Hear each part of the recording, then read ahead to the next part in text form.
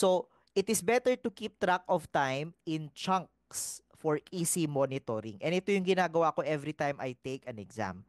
Okay, no? So, for example, ano yung keeping time in chunks? Okay, no? You should be at least at number 25 by 30 minutes of the time elapsed. No, since that is 25% of your time. Okay, and pag naramdaman mo, nasa number 20 pa lang ako, 30 minutes na, I need to be a little bit faster, okay, in the next 30 minutes. Dapat medyo mas mabilis ako. It's better to keep track of that.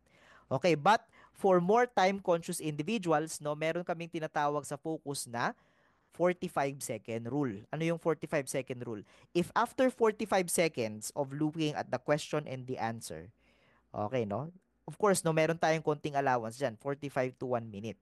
Okay, but the ideal is 45 seconds. If after around 45 seconds, okay, no, binasa mo yung tanong at options and you do not know the answer, just take a guess, any guess, okay, ano yung most probable among the options that you've read, put a small mark, okay, dun sa guess mo, and then balikan mo siya mamaya.